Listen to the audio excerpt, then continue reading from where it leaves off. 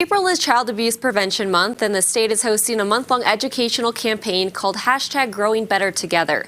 So joining us to talk about that is Minna Castillo-Cohen, the director of the Office of Children, Youth, and Families in Colorado's Department of Human Services. So first off, what does the #GrowingBetterTogether include?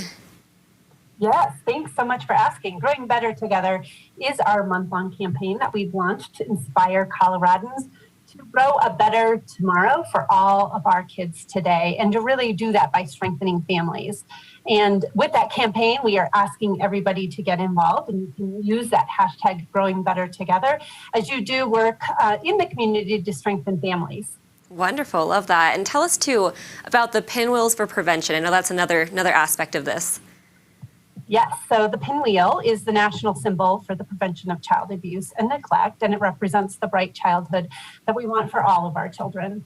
And pinwheel gardens you may see springing up around the state. I know I have one in my front yard, but you can plant pinwheels that you can get for free if you go on to pinwheelsforprevention.org, and you can select an option there to receive 10 for free that you can plant and make your own pinwheel garden. And again, just to bring awareness and represent that bright childhood that we want for all of our kids.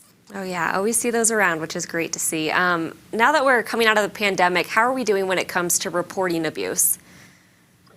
Well, while we were all at home, certainly our numbers in the reporting area were down because our mandatory reporters, who are our educators, and those folks spending a great deal of time with our children in childcare and after school activities, were at home.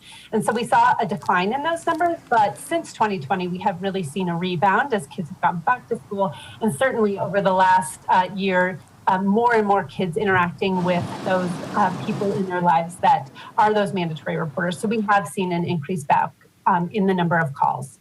Great, so important. Tell us too, what are some real things that people can do to prevent child abuse in our community? I know a lot of people just wonder what they can do. Certainly. So again, strengthening families is the very best and most effective thing that we can do to help prevent child abuse and neglect, as families have been in the pandemic sort of struggling with economic insecurity or food insecurity, loss of jobs. Those types of things created stressors, and that isolation certainly didn't help as well. So the ways that we can get involved to strengthen families would be simple things like being able to offer to provide childcare to a parent who may need some time to themselves to run some errands or to do some self-care. We can also host get-togethers on our blocks in our neighborhoods to be able to get to know our community members so that we have and can build that village of people around us that can help support kids and families. And also, we have a whole list of things that people can do to help strengthen families, again, on our website, co4kids.org. Those are some great ideas. Thanks so much, Minna. We really appreciate it today. Yeah, thank you. Absolutely. And for more information about Child Abuse Prevention Month and the Co4Kids Child Abuse and Neglect Hotline, you can go to cbsdenver.com.